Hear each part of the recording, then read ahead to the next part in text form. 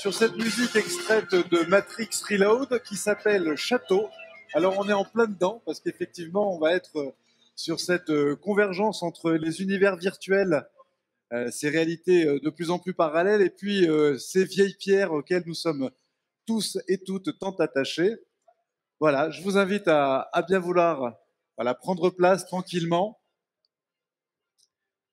Donc pour cette première séquence de la matinée, je vous rappelle le programme, on est 2 heures ensemble pour parler de projets portés notamment ici en Haute-Loire par des élus, par des propriétaires, par des gestionnaires de patrimoine, sous la présidence de séance de Michel Brun et Christelle Michel, vice-président aux routes, Michel Brun, et aux infrastructures numériques, et Christelle Michel, conseillère départementale en charge des usages numériques. On aura le plaisir d'entendre Jean-Louis Beaudebrive du château de Bouzols, Monsieur Claude Vial, le maire d'Aurec-sur-Loire, Monsieur Gilles Bayon de la Tour pour l'abbaye de Doux. On entendra également, j'inviterai à intervenir à un moment donné, où est-il Philippe Antoine? Philippe Antoine est là-bas, donc il témoignera parce qu'il a travaillé avec ces acteurs-là. Et puis sur le coup de 10 heures, Manuela Boone, directrice du service patrimoine et culture au Conseil régional Auvergne-Rhône-Alpes, nous rejoindra pour partager avec vous les modalités de l'appel à projet patrimoine et numérique qui court jusqu'au 30 juillet. Et voilà, elle nous dira si les projets rentre dans les clous, mais je n'en doute pas une seconde. Donc, sans plus attendre, je vais demander à Claude Vial, à Jean-Louis Beaudebrive, Gilles Bayon de la Tour, Christelle Michel, Michel Brun, de me rejoindre sur le plateau, s'il vous plaît. Allez-y, prenez place. Monsieur Vial, j'ai mis la zapette là-bas à disposition, mais je peux la déplacer. Voilà. Eh bien, Christelle, là. Monsieur Vial ici. Michel, tu es là? Ok. Monsieur Bayon de la Tour ici. Et Monsieur Beaudebrive ici. Voilà. On est pas mal. On n'a que 10 minutes de retard. Vous aurez tous 2 minutes de moins de temps de parole. Non, je plaisante. Merci beaucoup. Ce que je vous propose effectivement, c'est de commencer avec Claude Vial, maire d'Aurec-sur-Loire, pour une réflexion autour de la manière dont les patrimoines d'Aurec sont certes mis en valeur, mais aussi utilisés dans le sens de rendu utile à travers les outils numériques et les technologies sur ce village. Rappelez-nous combien d'habitants à Aurec-sur-Loire? 6200.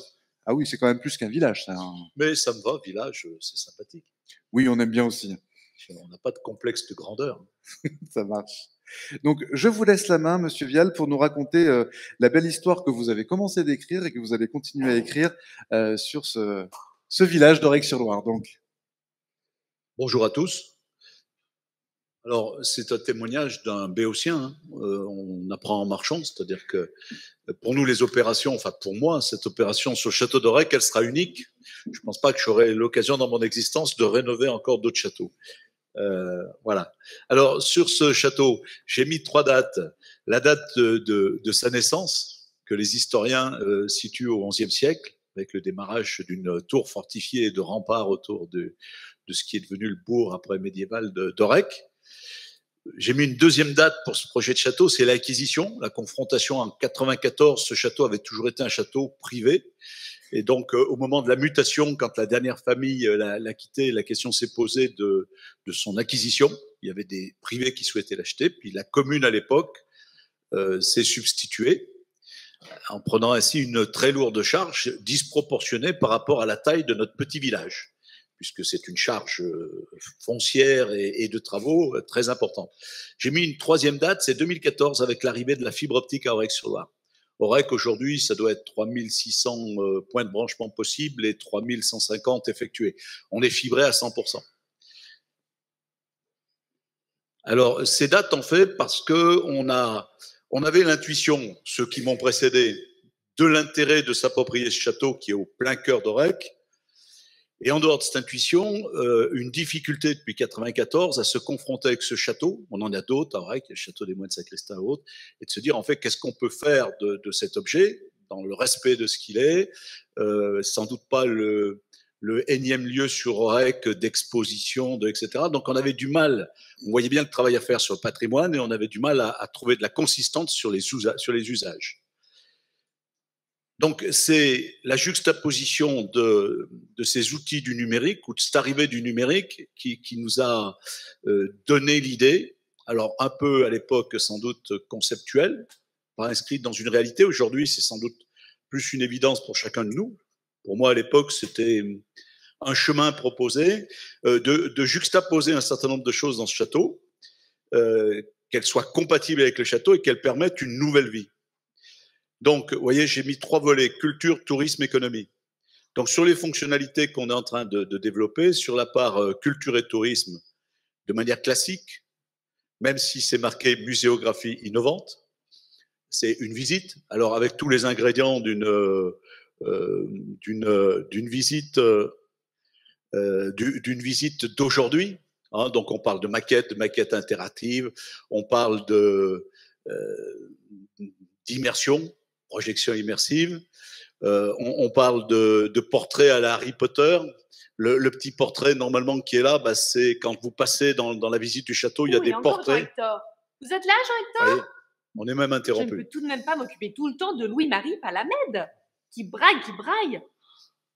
Moi, Marie-Louise de Besse de la Richardie, devant Marquise de Genestet-Nérestan.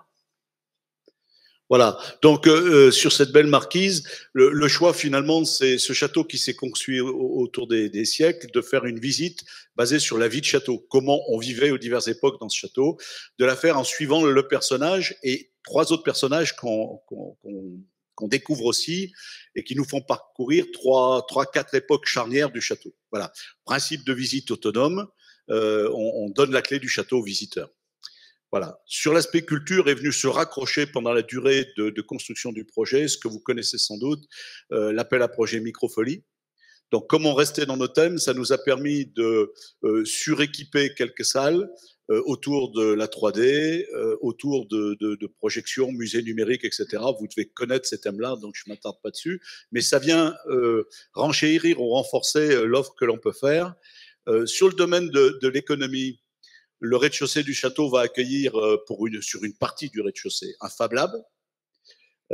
C'est bon, je ne peux peut-être pas développer plus que ça. Ça donne une ouverture là aussi sur de multiples usages où en fait, on peut imaginer y compris que des classes viennent découvrir le château à travers les microfolies, la muséographie, mais aussi bien à travers le Fab Lab, viennent travailler. Bon voilà.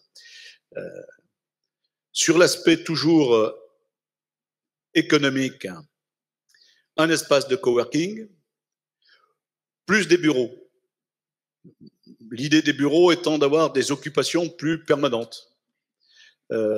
Alors, ce qu'on souhaite, c'est que là aussi, il y a une colonne vertébrale, c'est de ne pas se précipiter sur l'usage de ces bureaux, puisqu'on a des demandes, mais plutôt d'attendre d'avoir trouvé la thématique qui fusionnerait avec tout le reste, et non pas d'accueillir au hasard les premiers qui veulent louer. Voilà. Évidemment, le château permet de contenir diverses salles de réunion. Alors, ce projet-là, 5 millions d'euros, hors de proportion par rapport à un budget comme celui d'Aurec, on est pauvre et modeste. Par contre, l'idée d'introduire des usages actuels avec des technologies actuelles dans du patrimoine a fait que tous les partenaires qui pouvaient nous accompagner sont venus. Le département, bien sûr, mais toutes les grands, enfin, que ce soit l'Europe, que ce soit l'État, etc., que ce soit la DRAC, c'est-à-dire que le projet a rapidement séduit. On a eu peu à argumenter sur la nature du projet, puisqu'en fait, ça séduisait ça séduisait tout le monde, le fait qu'il y ait des usages, et des usages actuels qui viennent s'entrechoquer avec un patrimoine. Voilà. Ce château, alors je leur dis, tant qu'à faire, je vous fais de la pub pour notre petit village, il vient compléter en harmonie les offres touristiques qu'on a déjà. On a des offres autour de l'eau, tout ce qu'on peut avoir, hein, canoë, kayak, bateau, etc.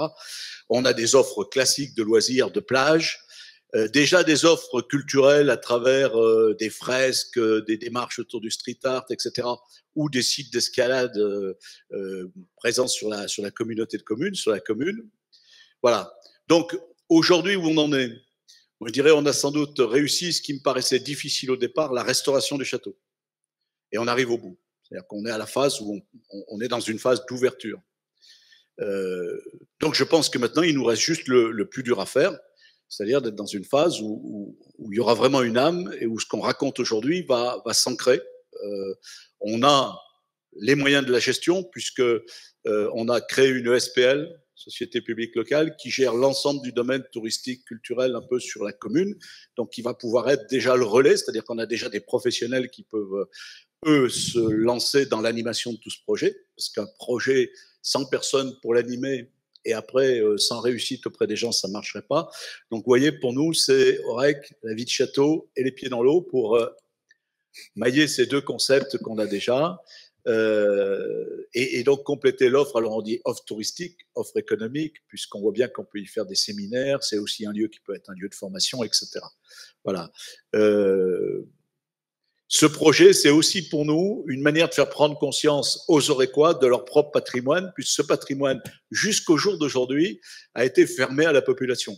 C'était pas un château qui se visitait, qui se parcourait, qui se découvrait.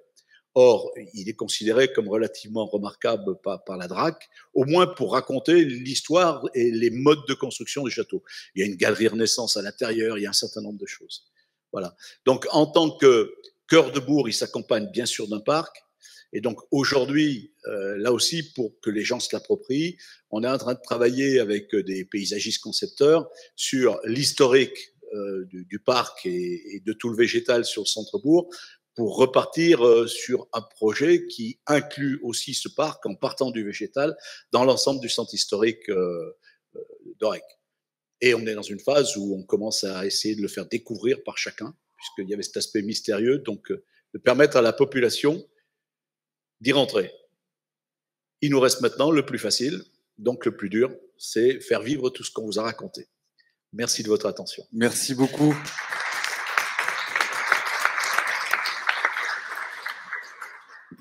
Merci beaucoup, Claude Vial. Réservez vos questions pour juste après, puisqu'on va entendre successivement les trois témoignages, et puis ensuite, on ouvrira un temps de questions-réponses.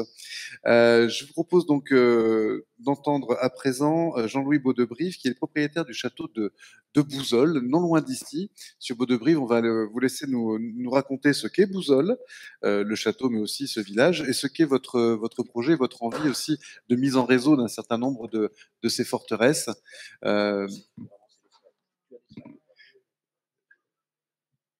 Non, vous n'avez pas de slide, Jean-Louis. Non, voilà. Non, mais vous m'avez. Est-ce que vous m'avez envoyé des slides, Monsieur Beaudebrive? Alors, vous allez meubler le temps que je les cherche, parce qu'en l'occurrence, je ne les ai pas. Mais commencez par nous raconter l'histoire de Bouzolles et je m'occupe du reste. Allez-y. Bien, bonjour à tout le monde. Effectivement, Jean-Louis Beaudebrive, propriétaire du château de Bouzolles, qui est un édifice historique inscrit comme monument historique à 7-8 km du Puy, sur la vallée de la Loire, la haute vallée de la Loire, en direction du Gerbier de Jonc, où elle prend sa source. Alors, ce château est dans ma famille depuis 1808. Il a 1000 ans d'histoire et depuis toujours, je le connais, je le parcours, je l'aime. Et depuis toujours, j'avais dans ma tête l'idée qu'un jour j'aurais à m'en occuper, à le prendre en charge. Alors, mon propos va être structuré autour de 3 idées que j'ai acquis dans une partie de ma carrière. À une époque, j'ai travaillé en Grande-Bretagne dans le cadre d'un échange dans le service public britannique, la Cour des comptes britannique. Et j'aime bien les présentations qui sont faites chez les Anglais avec ce triptyque vision, mission, valeur. Ma vision, depuis toujours, c'est que ce château a 1000 ans d'histoire, il faut que devant lui, il ait 1000 ans d'avenir. Et donc, je pars de cela. Alors, bien sûr, je ne serai plus là. Je suis arrivé à l'âge où les anciens devineront, on arrête de lire Tintin, mais j'ai plein d'idées, plein de projets pour l'avenir, et j'ai essayé de les mettre en vigueur. Mes missions, toutes simples, entretenir, conserver, comme l'ont fait les générations avant moi. Dans ma famille, ça fait 5 générations, puisqu'il est rentré dans ma famille en 1808. Il est rentré en ruine, à l'époque, une belle ruine, belle carcasse, mais il a été restauré par mes arrière-grands-parents au 19e siècle, à la fin du 19e siècle. Donc, mes missions, c'est de continuer, d'entretenir, de conserver.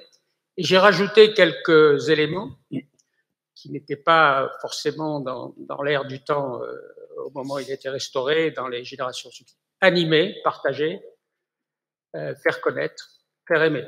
C'est vrai que c'est peut-être un peu mon ADN de service public et que j'ai conservé avec un peu le sens, j'espère, de l'intérêt général. Donc tout ça, ce que je fais depuis maintenant ma retraite en 2013, depuis donc presque 10 ans, c'est ça.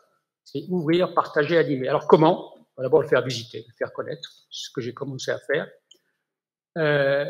Ensuite, au-delà de la visite, d'aller un peu plus loin en l'animant culturellement, avec la création il y a 2 ans, ça c'est le Covid.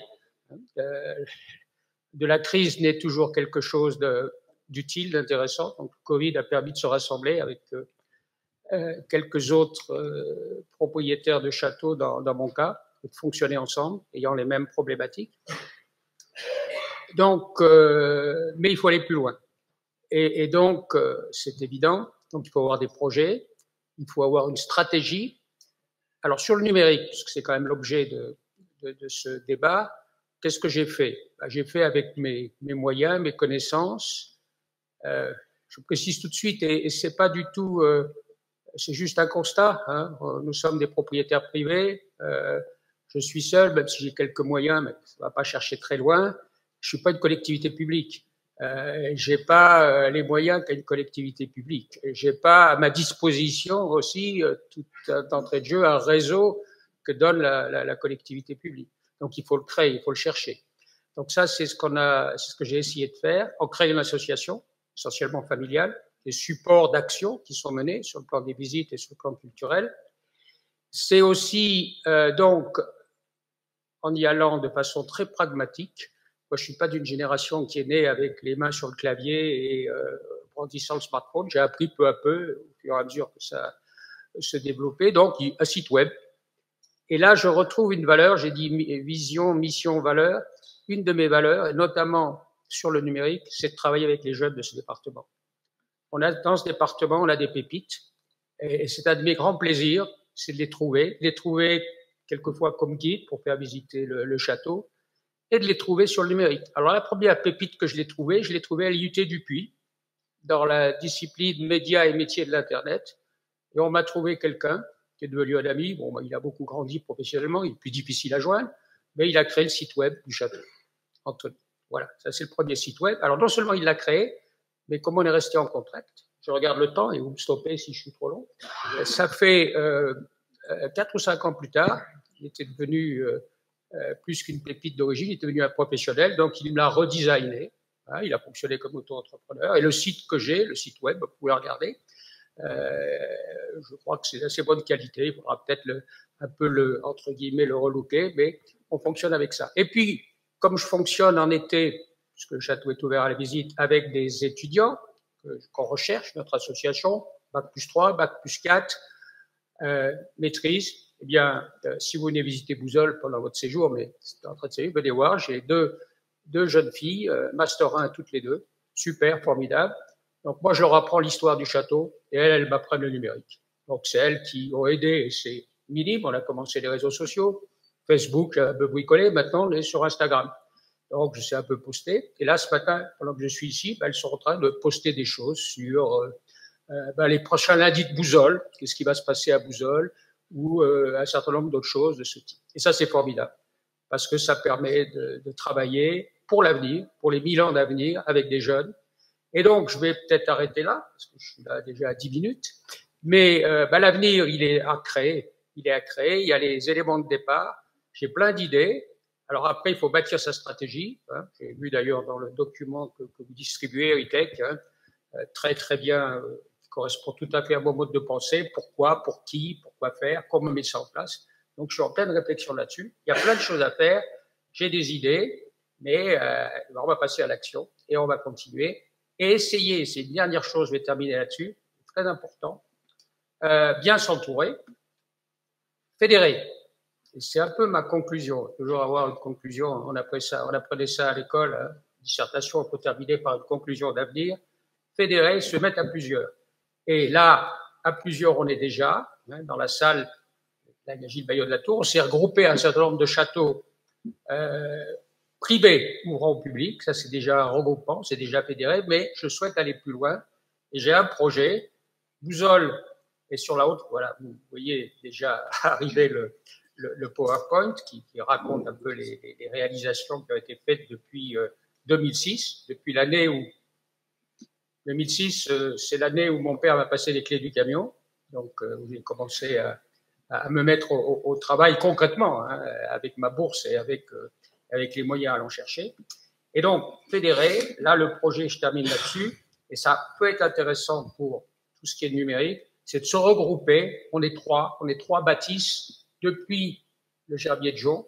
Hein, on est 3 châteaux, les 3 châteaux rochers de la Haute-Vallée de la Loire, Arlan, les gens du pays comprendront, Beaufort à Goudet, avec quelqu'un qui est un architecte formidable, qui est devenu un ami, Jean-Jacques Villien, et votre serviteur à Bouzol. Donc ça, c'est l'objectif pour les prochaines années, se fédérer et faire ensemble justement du numérique, utiliser les moyens pour faire connaître, faire grandir notre belle vallée de la Loire, notre belle vallée de la haute vallée de la Loire sauvage, qui est vraiment un territoire d'avenir.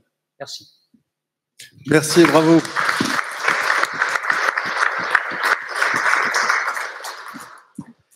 Juste en incise, aujourd'hui, en préparant effectivement cette table ronde, Jean-Louis Beaudebrive, on avait aussi évoqué justement ce que les outils numériques permettaient de faciliter pour un certain nombre, notamment de publics empêchés. Les idées que vous aviez là-dessus, on a évoqué la question de pouvoir visiter un certain nombre de parties du château en drone, par exemple, à distance. Est-ce que ce sont des choses aujourd'hui que vous commencez à réfléchir ? Alors, oui, on peut réfléchir, mais très honnêtement, il faut qu'il n'avance pas, recule. Hein, il faut avancer, mais il faut y aller qui va piano, va sano. Hein. Donc, il ne faut pas trop précipiter les choses. Des visites du château en numérique, pourquoi pas, c'est une piste. J'ai une autre idée qui m'intéresserait beaucoup, parce qu'une de mes valeurs, je ne l'ai pas dit, une de mes valeurs, c'est quand même la vérité.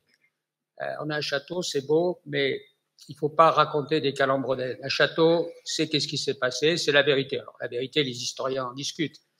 Mais commencer à vouloir faire des choses qui sont... Je vais peut-être être un peu dur, là, mais je ne veux pas faire du gadget dans mon château. Je veux faire la vérité. Je veux raconter son histoire, alors intelligemment, avec le numérique. Ce qui s'est passé, il y a eu des événements très importants. Un siège en 1400 qui n'est pas n'importe quoi, avec des personnages très importants. Donc ça, le numérique peut nous aider à le raconter. Ça, c'est une de mes idées, effectivement. Pardon, assistante. Mais voilà. Mais il y a du travail. Hein. Le terrain est encore un peu vierge, mais avec les gens qui sont ici, avec de bons conseils, en s'entourant bien, on doit pouvoir y arriver.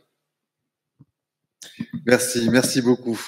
Sans plus attendre, on va donner la parole à Gilles Bayon de la Tour pour évoquer donc ces projets autour de l'abbaye de Doue. Peut-être nous redire où se situe, pour ceux qui ne sont pas d'ici, ceux qui voilà, ont la gentillesse de venir nous voir ici en Haute-Loire. Donc, où se situe l'abbaye de Doue? Alors voilà, merci. Alors je vais commencer par un petit hors-sujet. J'espère que vous ne m'en voudrez pas. Je suis là avec une double casquette. La casquette, en effet, de propriétaire de l'abbaye de Doue, dont on va parler, et la casquette de vice-président de la demeure historique. Et je voudrais, j'espère que vous m'en excuserez, commencer par là, parce que je pense que c'est intéressant de savoir que les propriétaires de monuments historiques privés, classés ou inscrits, se sont réunis depuis une centaine d'années, on va fêter notre centenaire en 2023, dans une association qui s'appelle la Demeure historique, qui regroupe environ 3000 propriétaires de monuments historiques sur tout le territoire français, et qui, en se regroupant, essaye de faire face à la triple mission d'entretenir, de faire vivre et de transmettre ces propriétés. Alors, c'est pas que nous considérions que la propriété privée de monuments historiques est supérieure à la propriété publique. C'est bien qu'il y ait des monuments qui n'ont plus de propriétaires privés pour les assumer, qui soient pris en charge par des collectivités locales. Et c'est sûr que l'exemple que vous avez vu hier à Chavagnac-Lafayette est très parlant, l'exemple d'Orec que vous nous citiez, c'est sûr que c'est des exemples qui sont très positifs et on est très favorable à cette solution. Bon, il se trouve qu'il y a 44 000 monuments historiques classés ou inscrits en France, dont la moitié, donc 22 000, sont des monuments privés. Ça paraît quand même assez difficile que les collectivités, l'ensemble des collectivités locales acquièrent, deviennent propriétaires des 22 000 monuments historiques privés encore. Voilà. Ça, c'est le premier point. Deuxièmement, dans l'histoire de ces monuments, il y a le bâtiment et il y a également tout ce qui est à l'intérieur du bâtiment, les archives, le mobilier, les portraits, l'histoire orale qui s'est transmise. Et c'est vrai que tant que partie de ces monuments peut rester aux mains des propriétaires qui parfois les ont depuis 300, 400, 500, on a vu 1000 ans, bon, c'est une garantie que l'ensemble des éléments qui constituent le château et son patrimoine sont rassemblés. Voilà. Bon, mais c'est pas une exclusive. Donc voilà, nous réunissons les propriétaires de monuments historiques privés. Nous, alors on a plus de la moitié qui sont ouverts à la visite. Bon, on les incite à animer le plus efficacement possible ces monuments, et notamment avec l'arrivée du numérique. C'est sûr que je crois que sur tous nos monuments qui sont ouverts à la visite, nous avons 90% qui utilisent de façon plus ou moins importante le numérique, que ça soit évidemment basiquement à travers des sites web, ensuite avec beaucoup moins, mais de la visite virtuelle, et puis également avec des reconstitutions en 3D de parties démolies.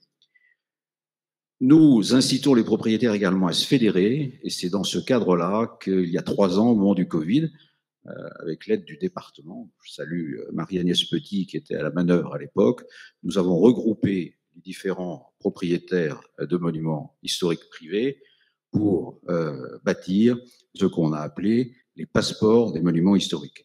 Voilà. 11 propriétaires privés se sont mobilisés il y a 2 ans, 15 l'année dernière, 20 cette année. Ce sont des propriétaires privés qui ouvrent leurs monuments à la visite, qui le font eux-mêmes visiter, et c'est une opération qui connaît pas mal de succès. Voilà. Alors, je vais maintenant en venir à l'abbaye de Doue, qui est dans ces balbutiements du numérique. Donc, vous me pardonnerez, je suis heureusement le dernier à parler. Nous en sommes véritablement au balbutiement. Alors, l'abbaye de Doue, c'est, comme son nom l'indique, une abbaye. Alors, normalement, ça devrait marcher. C'est la flèche du bas. Ah, c'est celui du bas, d'accord. Voilà. Donc, vous avez ici une photo prise par drone, c'est pas du numérique, mais bon, ça a l'avantage d'expliquer cette vieille abbaye romane, dont on voit qu'il reste les bâtiments, l'ancien cloître dont on parlera, et une partie de l'église, et là, évidemment tous les classements monuments historiques qu'on peut imaginer. Alors, une des premières idées que nous avons en travaillant sur la restauration de ce monument, restauration dont je m'occupe avec mon épouse depuis 10 ans, c'est de restaurer ce qui peut être restauré de façon certaine avec toutes les bénédictions de la DRAC et compagnie, et en revanche d'aller plus loin sur tout ce qui a été démoli et qu'on ne connaît pas très bien pour le reconstituer en 3D. Je dois reconnaître que j'ai été frappé il y a une vingtaine d'années quand je suis allé visiter Cluny. J'imagine que beaucoup d'entre vous connaissent. Bon, Cluny, une abbaye extraordinaire. Donc, malheureusement, il ne reste plus grand-chose. Mais il y a la chance que dans les bâtiments abbatiaux du 18e est installée l'école des arts et métiers. Et les étudiants ont été pionniers il y a une vingtaine d'années et ont reconstitué en 3D ce qu'était cette abbaye de Cluny, qui était la plus grande église de l'Occident, quelque chose d'absolument gigantesque. Et c'est vrai que j'ai été fasciné, je me suis dit, même si l'abbaye de Doue, c'est pas tout à fait Cluny quand même, qu'est-ce qu'on pourrait faire pour reconstituer un petit peu cette abbaye. Voilà. Donc c'est un peu ce qui nous guide dans ce travail.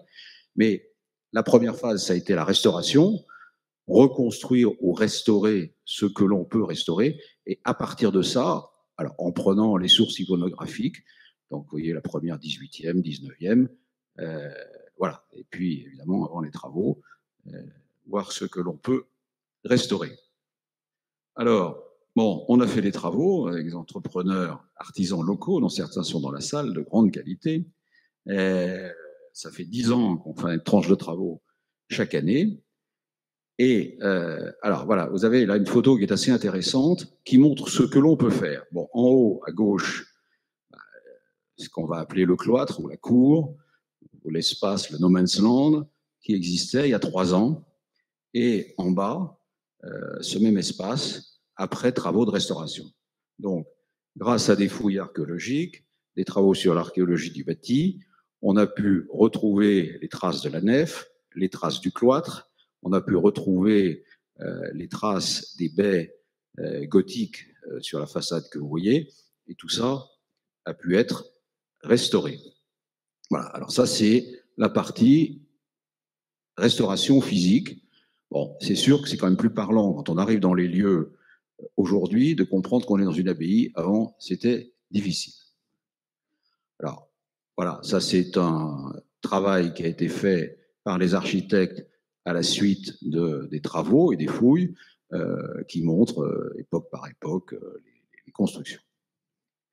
Voilà, travail. Alors, on essaie de reconstituer les parties qui ont été démolies, la nef, le clocher qui était plus haut, la datation. Toutes les façades ont été numérisées pour pouvoir servir à un travail de reconstitution 3D qui sera réalisé. Et puis alors là, c'est là où alors là, ça devient nettement plus compliqué. Je rebondis sur ce qu'a dit Jean-Louis de Brive tout à l'heure. Il ne s'agit pas de raconter des carabistouilles. Bon, il n'a pas dit carabistouilles. Il a utilisé un terme mieux. Enfin voilà. Voilà. Calembredaine. Moi, je dis carabistouille, j'aime bien. Bon, donc, on a la chance d'être accompagné par des historiens de l'art, des archéologues. Et donc, sur tout ce qui n'existe pas, on essaye de trouver une réponse qui soit le plus proche possible de la vérité. Vous voyez, alors, il y a des dessins qui vous sont montrés sur le fameux clocher qui a été démoli. Ensuite, le cloître qui a été démoli. Donc, on travaille sur plusieurs hypothèses. Pardon, voilà. Donc voilà, encore d'autres hypothèses. Donc on est actuellement, vous voyez, dans cette phase de recherche qui est très importante, de façon à ce qui sera repris dans une reconstitution 3D soit le plus sérieusement et scientifiquement documenté. Voilà. Hypothèse de reconstitution, voilà ce qu'elle est. Désolé, elle n'est pas finie, mais on a un grand colloque pour inaugurer ces travaux au début octobre 2022, et là, c'est sûr que ce sera terminé. Donc voilà, en conclusion, quand on veut faire de la numérisation sur un bâtiment qui a été très dégradé, ce qui était le cas de cette abbaye, bon, je dirais l'importance du travail de recherche historique et archéologique en amont pour essayer d'abord de restaurer, reconstituer le maximum de bâtiments possibles, avec quand même des difficultés. Je crois que Jacques Porte n'est plus dans la salle, mais peut-être quelqu'un de la DRAC, c'est que c'est pas aujourd'hui totalement dans l'air du temps de faire de la restauration à la Viollet-le-Duc. Donc, on nous incite plutôt à faire des restaurations minimalistes. Bon, enfin, avec un bon dossier, on arrive à faire plus. Et importance de réaliser la restauration par étapes. Parce que si on veut pouvoir travailler sur l'archéologie du bâti, il faut du temps, il faut faire travailler des spécialistes, et donc surtout pas vouloir tout faire trop vite en même temps. L'importance de recours à faire travailler des entreprises locales qui ont l'expérience de ces travaux. Bon, c'est sûr qu'on a la chance en Haute-Loire d'avoir un grand nombre d'artisans de grande qualité et qui sont experts en matière de restauration. j'ai cru comprendre que début octobre, la région Auvergne-Rhône-Alpes va faire une manifestation sur le travail de ces artisans locaux en matière de restauration du patrimoine, tant mieux. Et évidemment, bien documenter les hypothèses de reconstitution. Je crois qu'il faut que chaque fois que nous demandons à des entreprises de numériser certains parties démolies de nos bâtiments, il y ait ce qu'on appelle une note d'hypothèse, qu'on justifie et qu'on explique pourquoi on a fait ça, de façon à ce que le visiteur sache très clairement ce qui est réel et ce qui est imaginé, et à partir de quel document c'est imaginé. Pardon d'avoir été un peu trop long. Merci beaucoup. On vous applaudit, Gilles Baillon de la Tour. En complément à un sujet qu'on souhaitait aborder ensemble, c'est en tant que vice-président de la demeure historique, c'est un retour d'expérience sur le passeport demeure historique. Et je demanderai également à Philippe-Antoine Jussieu dans un instant de venir nous préciser une nouveauté 2022, puisqu'il y a des parcours de visite qui sont désormais intégrés à ce passeport demeure historique. Voilà, alors tout à fait. Le passeport demeure historique, c'est un travail que nous avons fait avec les 20 propriétaires de monuments historiques privés, avec Juliette Crouzet, Arques Communication, qui nous accompagne depuis 3 ans pour tous ces documents et pour toute la partie numérique de ces programmes. Et cette année, nous avons eu la chance de travailler également avec WeVisit. Voilà, donc les 2 fondateurs de WeVisit sont là et ils nous ont proposé une solution pour... je vais leur passer la parole. C'est encore mieux que ce soit vous qui présentiez, si vous êtes d'accord, hein, voilà, que vous présentiez ce que vous proposez dans ces visites virtuelles et dans ces géolocalisations, etc. Merci beaucoup, Monsieur Baillon de la Tour. Tout d'abord, bonjour à tous. Quelques mots sur WeVisit. WeVisit, c'est une application pour faciliter la découverte du patrimoine culturel de 2 manières. D'une part, en référençant l'ensemble des sites culturels et patrimoniaux, donc des châteaux, des églises, des musées, comme voilà des châteaux qui sont sur ce petit dépliant. Première chose. Et la deuxième, c'est pouvoir faire bénéficier les utilisateurs de parcours audio guidés, géolocalisés, en ville, dans la campagne, dans des villages, ou des guides de monuments, de châteaux, d'églises, qui sont réalisés par les acteurs du patrimoine eux-mêmes, donc les propriétaires de châteaux, les offices de tourisme, les collectivités. WeVisit a été créé il y a 1 an environ, en partant du constat qu'il y avait un patrimoine extrêmement riche en France, qui était parfois méconnu. Il y avait beaucoup de pépites méconnues dans nos territoires, en Haute-Loire et puis dans le reste de la France. Beaucoup d'initiatives en place sur les territoires, qui malheureusement avaient parfois une visibilité limitée, beaucoup d'investissements souvent importants pour les finances publiques et qui avaient parfois un succès mitigé. Et donc on a voulu créer une application réflexe centrée sur le patrimoine, comme il existe aujourd'hui dans d'autres secteurs, avec un mot d'ordre, c'est la simplicité. Simplicité pour les utilisateurs qui très facilement, en se géolocalisant sur notre site internet mobile, peuvent trouver les châteaux et le reste du patrimoine, et peuvent aussi, en accédant, voilà, par exemple en scannant un petit QR code, télécharger un parcours à la découverte d'un territoire en passant par un château, un arboretum, un petit village, un col, pour s'imprégner en fait de l'histoire d'un territoire, de son patrimoine, de ses paysages, de ces beaux monuments. Donc vraiment simplicité pour l'utilisateur, simplicité pour les acteurs qui en toute autonomie peuvent réaliser en fait ces supports de visite, avec bien sûr notre aide et l'aide aussi précieuse de Juliette d'Arques Communication. Et ensuite, basé sur un modèle économique très ambitieux, parce que l'idée c'est de pouvoir permettre à tous les acteurs en fait de pouvoir bénéficier de ces solutions. On sait qu'il y a beaucoup d'acteurs du patrimoine qui souvent disposent de peu de moyens, et donc l'idée c'est qu'on a mis en place un système qui permet à une immense majorité des acteurs de bénéficier de la solution de manière entièrement gratuite, tant que les parcours sont mis à disposition gratuitement des visiteurs dans des sites qui sont librement accessibles pour les visiteurs, donc des parcours dans la campagne, des parcours en ville. La solution est entièrement gratuite pour tout le monde. Les seuls moments où il y a un enjeu financier, c'est quand la solution est fournie dans des cadres qui sont payants pour les visiteurs. Par exemple, si vous payez pour entrer dans un château, que le château s'équipe, il y a une rémunération qui nous revient au titre du service courant. Et aujourd'hui, voilà, on a monté des opérations dans tous les départements de France et dans toutes les régions. Donc, si pour vos vacances en Haute-Loire ou dans la région, voilà, vous pourrez utiliser WeVisite, ou de Dieppe à Toulouse, de Quimper à Châlons-en-Champagne, vous pourrez aussi, voilà, découvrir des parcours. Et concrètement, voilà, on a monté des opérations avec l'immense majorité des acteurs présents à cette table pour référencer 100 châteaux en Auvergne, donc en Haute-Loire, mais dans le reste des départements, et créer justement aussi ces petits parcours de proximité. Et aussi, certains propriétaires commencent à créer des guides de visite sur WeVisite pour accompagner les visiteurs. Donc voilà, on équipe des châteaux qui peuvent faire quelques centaines de visiteurs, qui s'ouvrent juste à la visite pour les aider aussi à accompagner les visiteurs avec des dispositifs de médiation qui sont voilà, extrêmement simples. Et voilà, l'idée c'est vraiment de co-construire avec nos partenaires de nouvelles fonctionnalités. On a mis en place cette semaine la possibilité de créer des petits parcours sous forme de quiz, de jeux de pistes, pour aussi pouvoir toucher de larges publics. Et voilà, on peut imaginer des petits parcours voilà, qui permettront aux gens de découvrir aussi des territoires d'une autre manière, et encore une fois de s'imprégner de tout ce qu'on peut découvrir dans une région. Voilà. Donc j'espère que vous aussi vous prendrez le réflexe WeVisite pour vos vacances ou même sur vos territoires. Le déploiement est quasiment instantané, donc si vous avez les contenus pour cet été sur vos territoires, dans vos communes, on peut vous accompagner pour en faire bénéficier vos concitoyens et vos visiteurs. Merci. Merci Philippe-Antoine Jussieu. Donc en l'occurrence,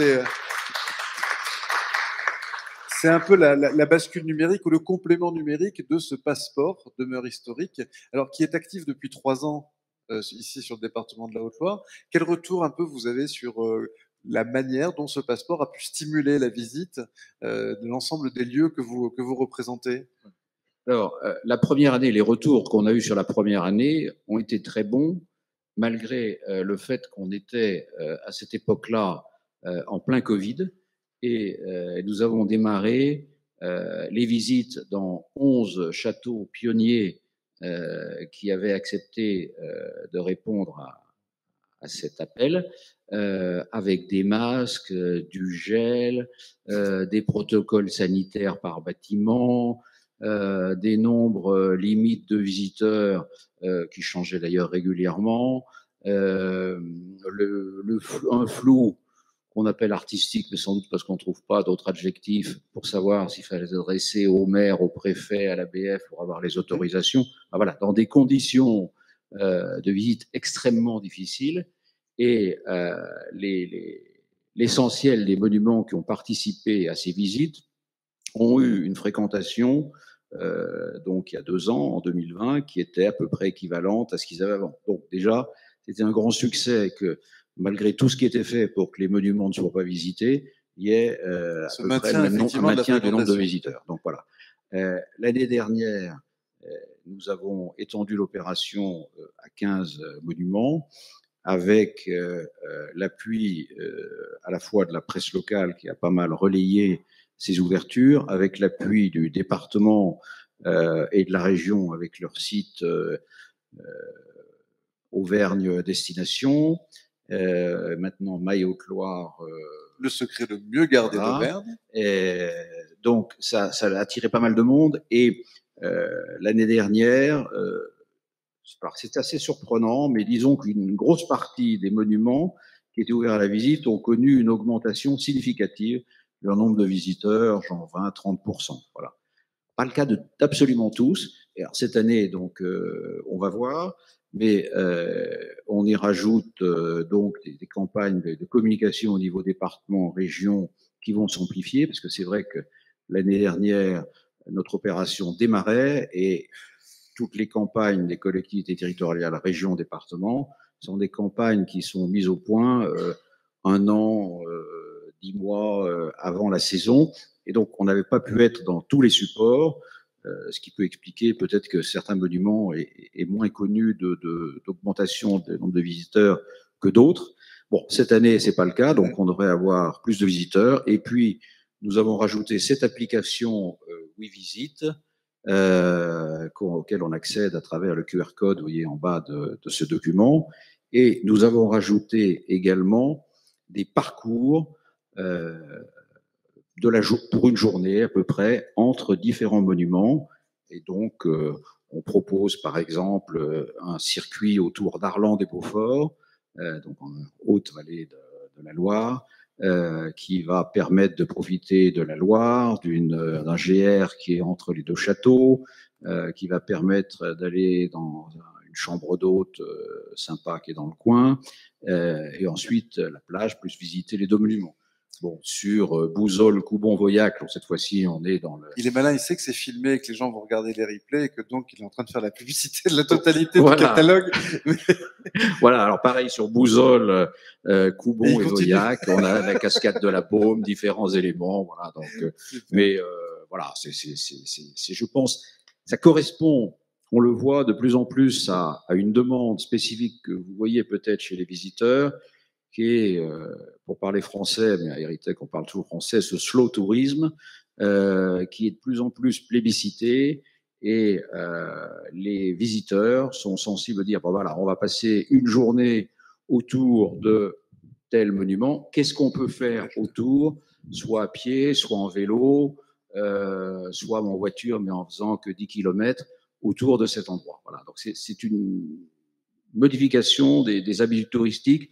On voit bien qu'aujourd'hui, j'imagine dans les monuments que vous représentez, les gens ne font plus systématiquement 150 ou 200 km pour aller visiter quelque chose et puis repartent en visiter un autre à 100 km. Voilà. Donc, il faut attraper le touriste là où il est. Les impératifs écologiques sont rentrés. C'est tout l'enjeu de la géolocalisation. Et donc, ce tourisme lent prend de plus en plus de place. Merci. Merci beaucoup. Un dernier mot de Philippe-Antoine Jussieu. Comme disait M. Vaillant de la Tour, donc ça s'inscrit parfaitement dans cette tendance du tourisme local en mettant en avant les sites majeurs, mais aussi les petites pépites. Donc les gens qui arrivent sur des sites très connus, ensuite ont envie de poser leur valise pour découvrir d'autres sites qui sont un petit peu moins connus. C'est une opération aussi qui fédère différents acteurs, comme je dis tout à l'heure, des propriétaires privés de châteaux, mais aussi donc, deux associations, la demeure historique, la route historique des châteaux d'Auvergne, qui représentent aussi des monuments publics, comme des monuments, le magnifique château de Chavagnac-Lafayette qu'on a découvert hier soir avec grand plaisir pour certains, qui est possédé par le conseil départemental, le domaine royal de Randan qui est possédé par la région qui investit beaucoup pour soutenir ce patrimoine. Donc vraiment, c'est vraiment ce qu'on cherche à faire, c'est fédérer les acteurs ensemble, mutualiser les bonnes idées et les ressources pour monter des projets pérennes qui s'inscrivent aussi dans les tendances du tourisme durable et aussi de la sobriété numérique, ce qui est fondamental parce qu'on a des territoires qui sont pas toujours très bien couverts par les réseaux. Donc les gens peuvent facilement accéder à ces solutions sous forme papier ou sur le téléphone portable et télécharger aussi très rapidement les guides. Donc voilà, on s'inscrit vraiment dans les enjeux de demain avec des acteurs qui sont là depuis 1000 ans, qui seront encore là dans 1000 ans et qu'on souhaite accompagner sur le très long terme aussi. Pendant 1000 ans. Merci beaucoup. Je vous invite à gagner l'assistance. Effectivement, on pourrait découvrir WeVisit et l'ensemble des solutions de visite patrimoniales et virtuelles, ou certaines parfaitement réelles, qui sont dans le village des partenaires, donc dès 11h, quand on vous libérera de cette séance. Voilà. Donc merci beaucoup pour ce point. On voit comment le numérique peut compléter. J'aimerais avoir, juste avant de donner la parole à la salle, avoir un premier retour de la part de Christelle Michel et Michel Brun. Je sais que vous avez souhaité que ces personnes-là soient avec nous. Donc en quoi avez-vous considéré que c'était assez emblématique des démarches que vous voudriez encourager sur le territoire? Je pense que vous l'avez compris qu'on a beaucoup de propriétaires privés et de portages privés. Il nous semblait important que le numérique s'offre à tout le monde. C'est pas que les collectivités, c'est pas que les grands musées, etc., mais que ça permet également le développement d'un territoire. Et lors d'Héritech, donc de cette année, il nous a semblé indispensable qu'il y ait ces porteurs de projets qui viennent expliquer, comme l'a très bien fait Monsieur Claudial, comme vous l'avez très bien fait également tous les trois. Et c'est particulièrement intéressant pour nous, département, de savoir que notre patrimoine va s'enrichir, le patrimoine va. Mon idée, c'est plutôt de transmettre. On voit qu'à chaque fois on parle de 1000 ans, etc. On est là pour transmettre du patrimoine, au moins au niveau numérique, faire des projections comme vous l'avez fait avec le système 3D, etc. Bon, voilà, il y a des choses quand même qui sont très intéressantes. Et je pense que c'est le champ des possibles qui s'ouvre pour tout le monde. Et c'est vrai qu'avec le numérique, depuis 3 jours, je m'aperçois que le champ des possibles, il n'y a pas de limite. Voilà, donc ça promet pour les 1000 prochaines années. Merci Michel. Christelle Michel, il y a un enjeu de rayonnement aussi. On le voit effectivement, d'augmenter la visibilité de ces patrimoines et donc de ce territoire. Oui, on a vu pendant ces 3 jours la qualité des échanges et puis, comme le disait Michel, l'infini. C'est énorme ce qu'on peut faire avec le numérique. Souligner la qualité des échanges de ce matin, et puis il était très important pour nous en fait de mélanger les partenaires qui travaillent sur le numérique, sur les outils numériques, et puis les gestionnaires de patrimoine, qu'ils soient publics ou privés, parce qu'on se rend compte que chacun travaille un petit peu dans son coin. On voit des super projets qui sont sur le point d'aboutir ou qui sont terminés. Ça peut mettre le pied à l'étrier de certains gestionnaires. On en voit dans la salle qui sont présents. Je pense surtout aux élus. Qui sont là présents ce matin parce que je pense à Pierre Durieux, maire de Dunières, le maire de Blassac, et puis je sais plus qui c'est que j'ai vu tout à l'heure, qui ont des idées, et il nous paraissait important de mélanger tout ce petit monde-là, voilà, d'avoir des interactions entre vous et de repartir avec des idées, des moyens, des connaissances, des adresses, des numéros de téléphone. Et puis voilà, vous verrez aussi sur le village, j'invite tous ceux qui sont que présents ce matin à aller faire un tour sur le village, et éventuellement parce que vous allez découvrir plein de belles choses avec les outils numériques. Et moi, je suis toujours stupéfaite de ce qu'on peut faire avec les outils numériques et ce qu'on continue à faire, parce que chaque année, c'est le 3e forum d'Heritech, et chaque année, on monte en compétences, en gamme, et puis il y a des idées, de plus en plus d'idées, et c'est très enrichissant pour tous, élus, gestionnaires, privés, publics, et pour tout public, et puis les scolaires éventuellement, parce qu'on se rend compte que le jeune public est de plus en plus attiré par le numérique, mais pas seulement le jeune public, parce qu'on se rend compte que maintenant les familles, quand elles partent en vacances, c'est autour du numérique, autour des outils numériques, on se sert énormément des outils numériques. Donc c'était important ce matin d'avoir ces échanges-là, et puis on va laisser, je pense, la salle s'exprimer. Voilà, la parole est à la salle. Peut-être j'aurais aimé profiter de la présence de Pierre Durieux, si vous le permettez, pour que vous portiez témoignage, parce qu'il y a un très beau projet de revitalisation à Dunières qui embarque ces questions patrimoniales et numériques. Donc j'aimerais que vous en portiez témoignage. Je vais vous demander de vous lever. Voilà, c'est pour rapport à la caméra. Merci.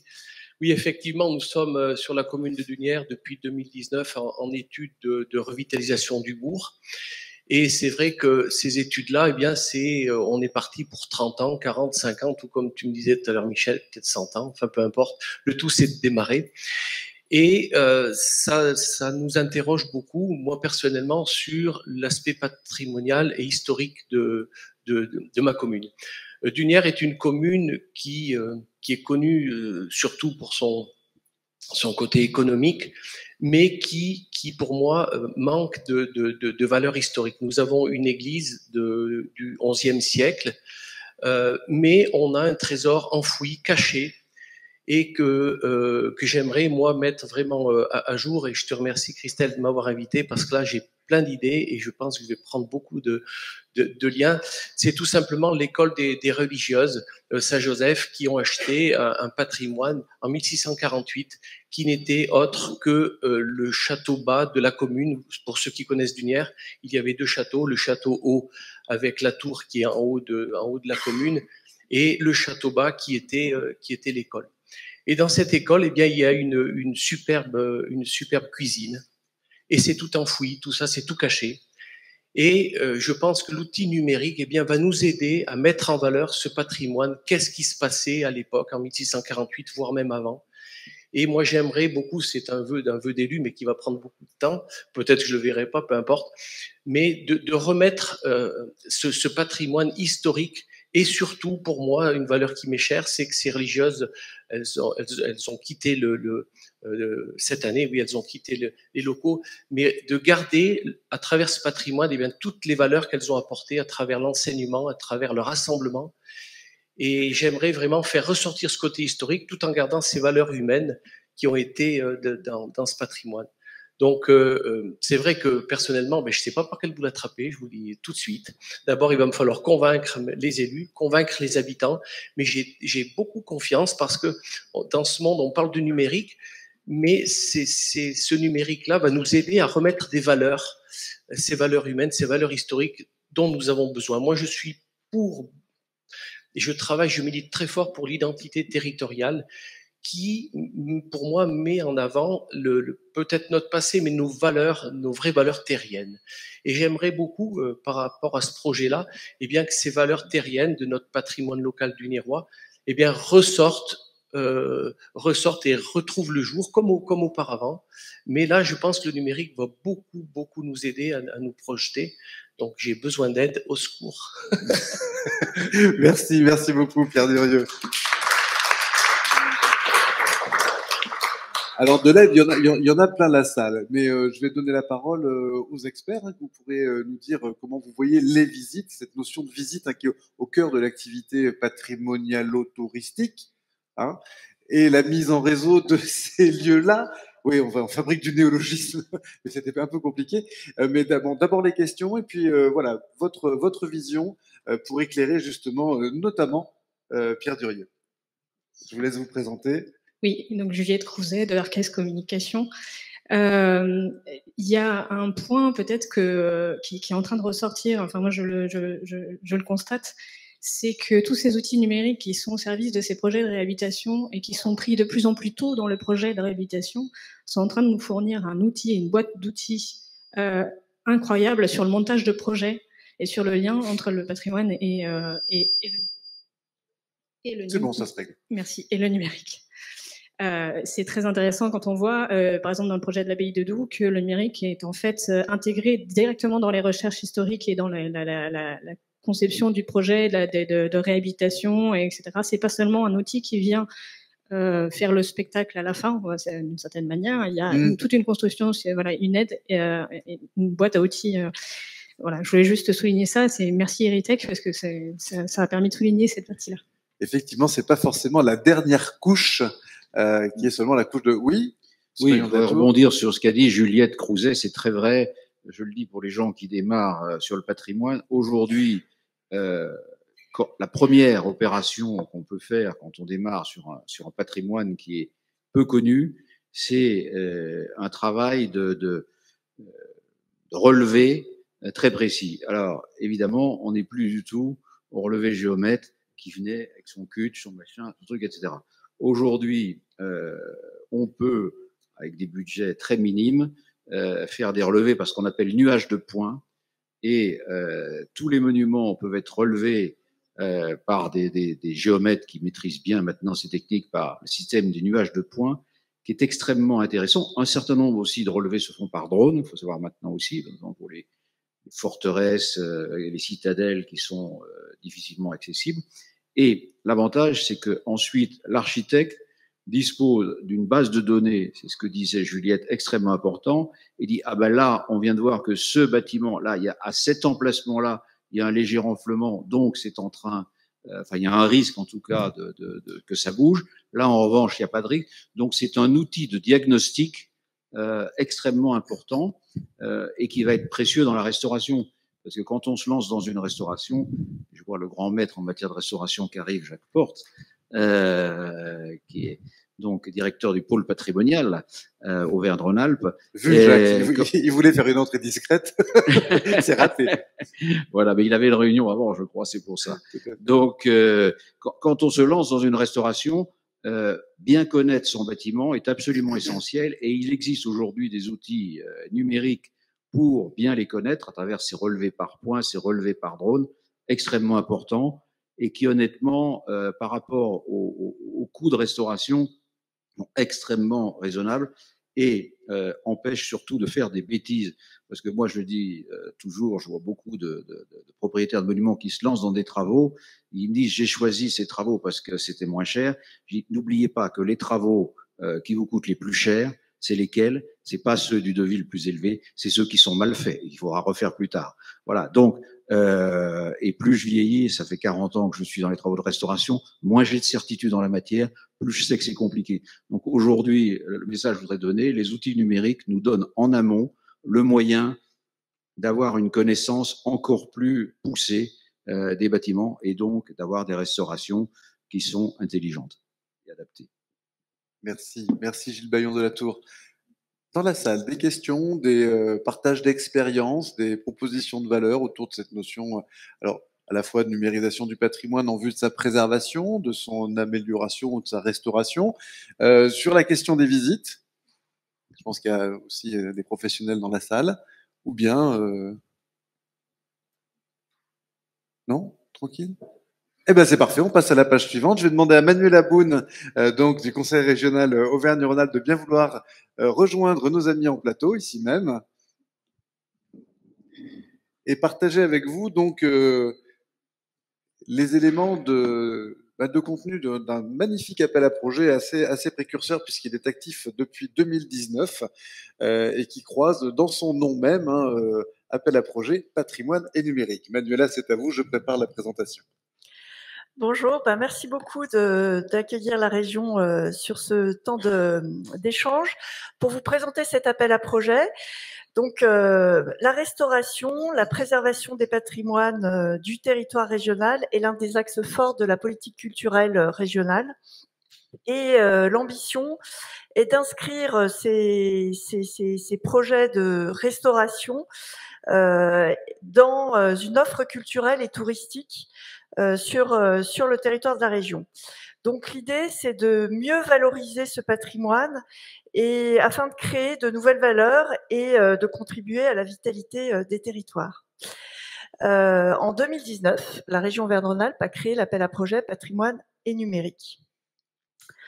En 3 ans, donc 2019, 2020, 2021, c'est 61 projets qui ont été soutenus. Si on peut le faire défiler. Ah oui, c'est à moi de le faire défiler. Alors c'est la flèche du haut. Alors juste dans ce sens-là, et c'est la flèche du bas. Il y en a pas deux qui sont faites pareil. Voilà. C'est le patrimoine. Pour avancer, il faut reculer. C'est le regard historique. Donc la première chose que j'aurais dû dire, c'est que j'excuse Madame Sophie Rotkopf, qui est notre vice-présidente déléguée à la culture et au patrimoine, qui était là à l'ouverture d'Eritech, mais qui ne pouvait pas se rendre disponible aujourd'hui, et qui m'a confié la tâche de vous présenter cet appel à projet. Voilà, donc je vous disais qu'en 3 ans, c'est 61 projets qui ont été financés. Vous voyez la répartition des projets qui ont été soutenus en 3 ans sur les 12 départements de la région. Et donc on voit que la Loire et le Rhône sont plutôt bien dotés en nombre de projets, mais en financement, voilà, c'est réparti un peu sur tout le territoire et que le côté ex-Auvergne est plutôt très bien couvert. Et en Haute-Savoie, il n'y a rien eu parce qu'on ne voit pas le numéro. Oui.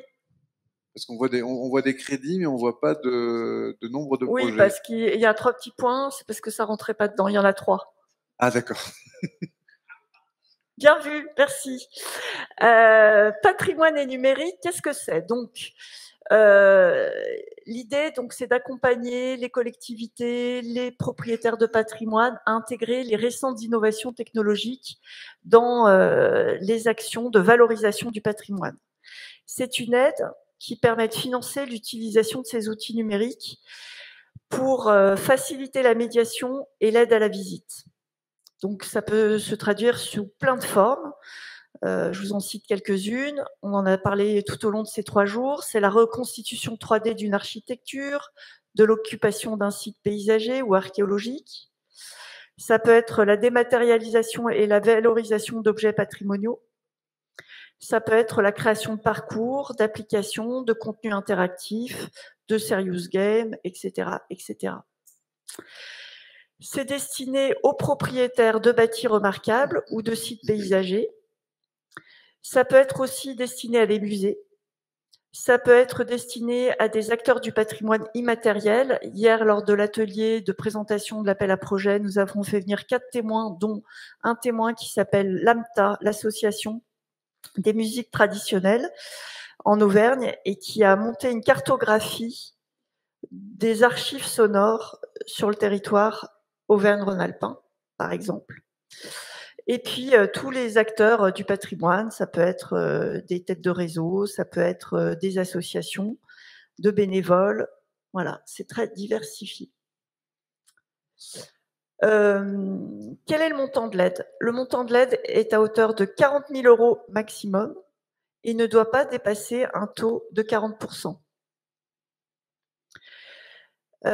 Cet appel à projet les projets soutenus dans le cadre de cet appel à projet doivent répondre à un certain nombre de critères. Le premier, qui est très important, c'est le projet doit s'inscrire dans une offre culturelle, touristique à l'échelle d'un territoire. Et ça, c'est important, c'est pas un projet numérique tout seul dans son coin d'une d'un patrimoine isolé. Il participe donc, ce projet, à la mise en tourisme du patrimoine concerné, donc en améliorant la qualité des visites, de médiation, en intégrant le patrimoine dans un itinéraire touristique, tout cela pour permettre la hausse du nombre de visiteurs, par exemple. Le deuxième critère, bien entendu, ce patrimoine doit être en région Auvergne-Rhône-Alpes. J'aurais dû le préciser d'abord. Ah. Et puis, troisième critère, la qualité scientifique, historique. Voilà, le contenu, on en a beaucoup parlé hier. Le contenu scientifique, voilà. Le contenu scientifique, le contenu artistique, la façon dont il est présenté aussi, et la technologie utilisée, bien entendu. Un des critères aussi, ce sera, oui, le caractère innovant, notamment la mutualisation avec d'autres.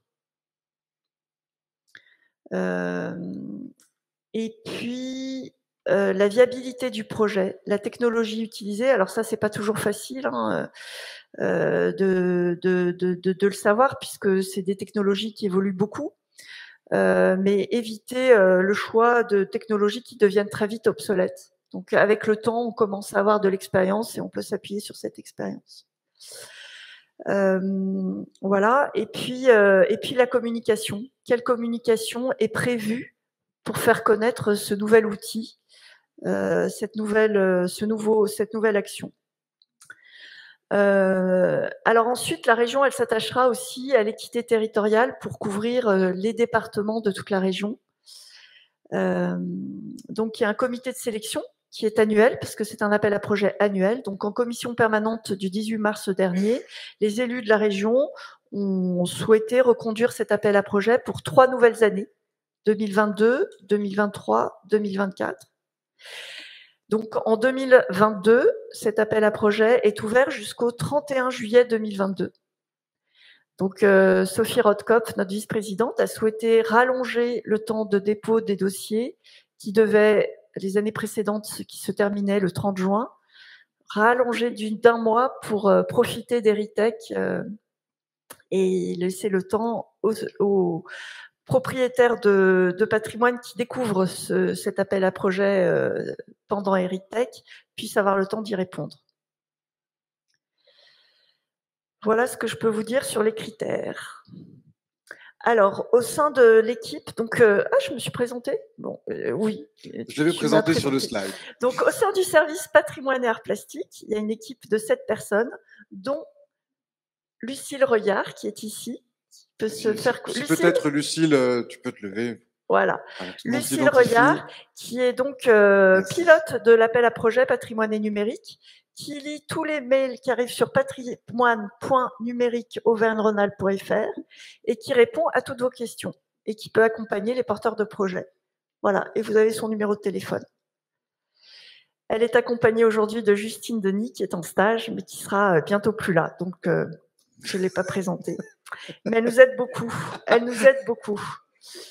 Voilà. Alors, on a eu des témoignages hier qui seront pas là pour vous présenter leur. Mais du coup, voilà. Je voulais juste vous dire qu'aussi la région accompagne les projets numériques à travers son campus, qui s'appelle le campus du numérique. Et je voulais juste, voilà, vous dire un petit mot là-dessus. Ce campus numérique se trouve à Charbonnières, dans l'ancien hôtel de région. Il a fait sa première rentrée scolaire en septembre dernier, donc sa deuxième rentrée va avoir lieu cette année, en 2022. Et nous avons plusieurs dispositifs qui peuvent intéresser les entreprises d'Auvergne-Rhône-Alpes qui sont présentes ici. Et je vous invite à aller voir le site du campus numérique. Je vous en dirai pas plus parce que c'est Mila Konikovic, qui est ma collègue, qui n'est pas là ce matin, qui aurait pu vous en parler plus longuement. Alors, juste Manuela, est-ce qu'on peut revenir un peu en arrière sur les témoignages, parce qu'on a une vidéo justement d'une réalisation qui a été justement, comment dire, soutenue par la région dans le cadre de cet appel à cet appel à projet. Est-ce Merci, que vous oui. m'autorisez à passer la petite vidéo Bien sûr, bien sûr. de nos amis de Brioude. Brioude? Voilà.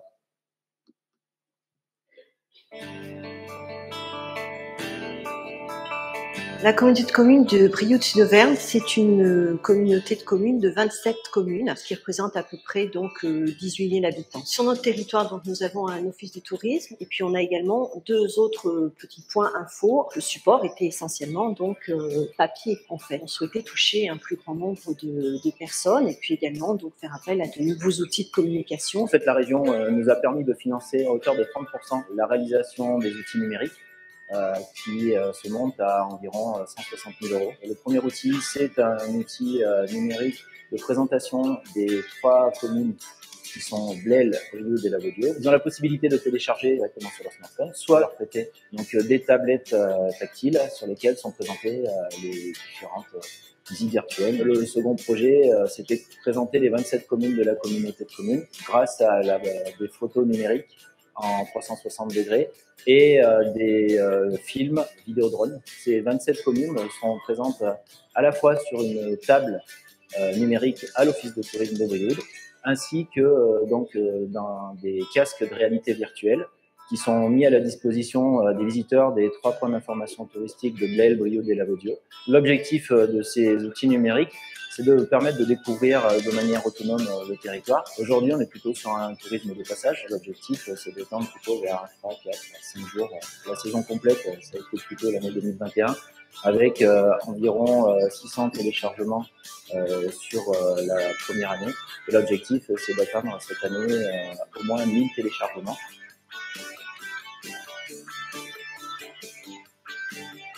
C'est le rêve touristique, hein, c'est entrer dans la poche du visiteur avec les applications.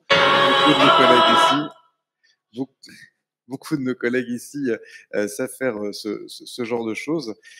Donc voilà, ça fait partie des 4 projets altiligériens qui ont été soutenus dans le cadre des 3 premières vagues de l'appel à projet. C'est bien cela? Oui, c'est bien cela. Merci. On peut revenir effectivement au campus, voilà, on en a dit un mot. Voilà, donc l'offre du campus, c'est former au métier du numérique, accompagner les TPE, les PME dans leur digitalisation, favoriser l'innovation, notamment industrielle. Donc, il y a un site physique qui est Charbonnières-les-Bains, je vous ai montré une photo tout à l'heure. Il y a des réseaux du campus partout en Auvergne-Rhône-Alpes. Il y a un portail et je vous invite à y aller. Et beaucoup d'outils qui sont mis au service des transitions numériques, industrielles et environnementales. Donc, pour des entreprises qui mettent en place un processus de digitalisation, il y a un outil qui est assez facile à mobiliser qui s'appelle Atout numérique. Je ne sais pas s'il y a une slide qui suit avec présentation d'Atout numérique. Voilà. Non, encore plus loin. Voilà. Donc, Atout numérique, c'est un accompagnement expert gratuit pour la mise en œuvre d'un projet numérique par une entreprise ou une association de moins de 50 salariés. Et donc, c'est un accompagnement gratuit qui permet d'identifier le besoin et d'aider à définir le projet numérique de l'entreprise, puis de l'accompagner. Donc mobilisable éventuellement pour des projets justement portés par des associations patrimoniales ou des propriétaires privés qui sont constitués en entreprise. Exactement.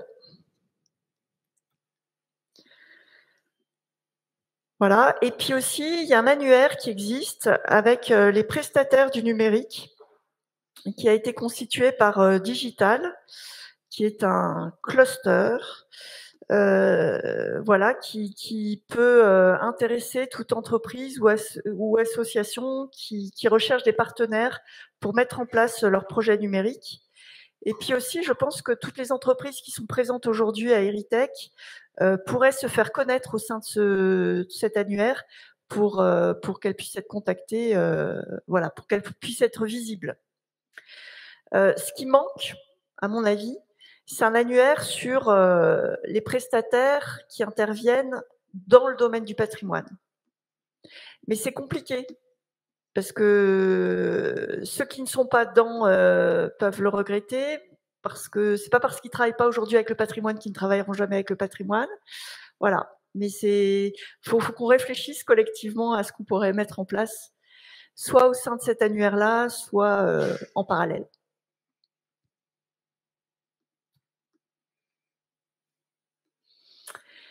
Voilà, alors après, il existe évidemment, comme la région n'intervient déjà à hauteur de 40%, ça veut dire qu'il y a d'autres partenaires financiers. Donc très rapidement, hein, les communes, les communautés de communes financent bien évidemment. Les départements peuvent venir financer. Donc sur le site de la région, on a mis une liste des aides qui existent par département. C'est pas exhaustif, mais déjà c'est une première approche. Donc la région peut intervenir avec patrimoine et numérique. Il y a tout numérique qui peut être aussi une possibilité, je vous en ai parlé. Ensuite, il y a... Pourquoi je n'y arrive pas? Je ne l'ai pas dans le bon sens. Voilà. Je peux le faire. D'accord. Oui, en fait, c'est dans l'autre sens. La flèche du bas pour avancer. C'est un peu contre-intuitif. Donc là, on est arrivé, on est en arrêt. Voilà, faut avancer. Ah, voilà. Et puis il y a les aides de l'État. Donc je ne vais pas parler à la place de l'État qui est aussi présent ici. Je vous les cite. Et puis si vous voulez compléter, Jacques, n'hésitez pas. Il y a l'appel à projet services numériques innovants qui vient sur des projets de numérisation d'archives et pas que d'ailleurs. Il y a l'appel à projet transition numérique, numérisation du patrimoine et de l'architecture. Et puis, il y a un troisième... Non, bah, je me trompe à chaque fois. Voilà.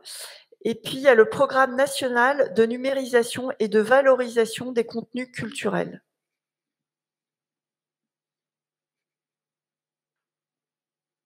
Non, Jacques préfère qu'on s'appuie sur voilà. La restitution de l'atelier piloté par Nicolas Orsini hier pour la question des financements voilà. d'État, parce que c'est très compliqué. Voilà. Donc, il y a Nicolas Orsini qui a animé un atelier après cette présentation que j'ai faite.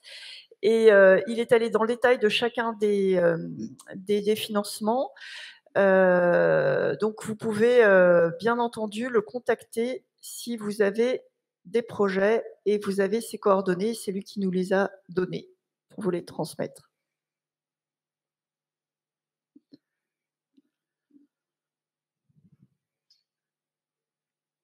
Voilà. Et puis, il ne faut pas oublier les financements européens, notamment LEADER. Beaucoup de projets que nous avons soutenus en milieu rural ont été aussi cofinancés par LEADER. Voilà, cette liste n'est pas exhaustive. Hein. C'est simplement les principaux financeurs que l'on retrouve des projets soutenus par la région. Merci, merci beaucoup Manuel Aboun. On vous applaudit. Merci. Donc oui, 4 projets soutenus ici en Haute-Loire. Là, j'avais une question pour vous, Manuela. Où est la frontière entre la frontière des patrimoines? Parce que ici en Haute-Loire, il y a des patrimoines industriels. Ça, on sait que vous l'intégrez puisqu'il y a des projets notamment autour des mines qui ont été soutenus, des projets évidemment autour du patrimoine bâti, autour du patrimoine culturel. Mais ma question, est-ce que le patrimoine naturel est éligible à l'appel à projet patrimoine et numérique? Tout à fait. Donc ça, c'est formidable parce qu'ici, et je vais peut-être demander... Il n'y a pas de frontière, oui, hein, tout type de patrimoine. Tout ce qui fait patrimoine. C'est formidable parce qu'il y a un projet qui est en train d'émerger. J'aimerais que Michel Brun nous en dise un mot avant d'inviter les Gardès père et fils à me rejoindre ici pour témoigner pendant que je prépare la petite vidéo qu'ils m'ont envoyée. Bon, je vais essayer d'être un peu concis sur cette affaire. Moi, j'ai envie de vous raconter une histoire qui a commencé il y a dans quelques mois. D'une belle rencontre avec, donc vous l'avez compris, avec Gérard et Emmanuel Gardès qui vous présenteront, je pense qu'on va leur laisser la possibilité de montrer cette exclusivité. On est dans, comme l'a dit Sébastien, l'a présenté Sébastien au préalable, dans le patrimoine naturel. On a beaucoup parlé des pierres, du patrimoine, ça c'est très important, du patrimoine industriel, mais là, on va vous présenter une exclusivité, j'aurais tendance à dire peut-être un scoop, oui c'est un scoop, c'est un secret qui n'est plus à partir dans 5 minutes, il le sera beaucoup moins. puisque vous allez comprendre, on a trouvé Gérard et Manu ont redécouvert un animal qui avait disparu de la Haute-Loire, en fait, qu'on n'avait jamais trouvé, si je dis les bêtises, vous m'arrêtez, une seule fois, il y a plus de 25 ans. Il faut savoir que ça me fait assez rigoler, c'est qu'on finance des associations pour la recherche de cet animal depuis 25 ans. Ils ne l'ont jamais trouvé. Et eux, comme vous l'avez compris, eh ben, sans leur donner de subvention, ils ont trouvé. Donc, ça me paraît particulièrement intéressant. Et c'est vraiment une belle aventure qu'on essaye avec Christelle, avec Georges, avec Sébastien de les accompagner. C'est un peu notre rôle d'élu. Et je trouve que c'est plutôt sympa. Alors moi, je ne vous dirai pas où cet animal se trouve. Et je ne vous dirai pas ce que c'est tout de suite, parce que je dirais c'est Manu et Gérard qui le feront. Mais je pense que c'est quelque chose de remarquable. On parle souvent de la disparition d'espèces sauvages. Aujourd'hui, on en a retrouvé une. Non seulement on en a retrouvé une, mais on a trouvé un couple et on a trouvé que ce couple se reproduisait.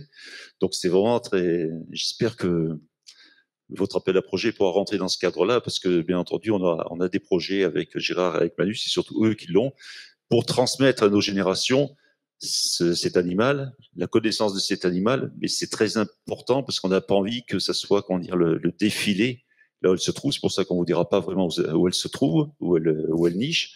Et ça me paraît très intéressant qu'on ait des échanges après à l'issue de cette conférence. Donc, quoi dire de plus? On va donner la parole à Manu et à Gérard. On va quand même montrer le film pour que vous sachiez montrer un peu, oui. De qui on parle. Donc c'est un peu comme un... On a fait du teasing là. Voilà, on a fait un vrai teasing. Pour augmenter le mystère, on expliquera que la particularité de cet animal est d'être assez pointilleux sur la qualité de son biotope et que elle ne s'installe que dans des lieux extrêmement préservés avec une vraie qualité environnementale. Ce qui veut dire que le territoire qu'elle a choisi, d'une certaine manière, il est validé, comme on dit chez les jeunes aujourd'hui. Et vous avez vu, comme l'a dit Sébastien, que la Haute-Loire, c'est le secret le mieux gardé de l'Auvergne. Là, on vous le prouve. Et puis, cet animal va vous prouver qu'en Auvergne, et en particulier en Haute-Loire, on est particulièrement bien. On a beaucoup parlé de la partie est du département. Là, j'en dirai pas plus. Mais là, c'est l'autre partie qui est à l'honneur. Et j'en suis très fier pour mon territoire.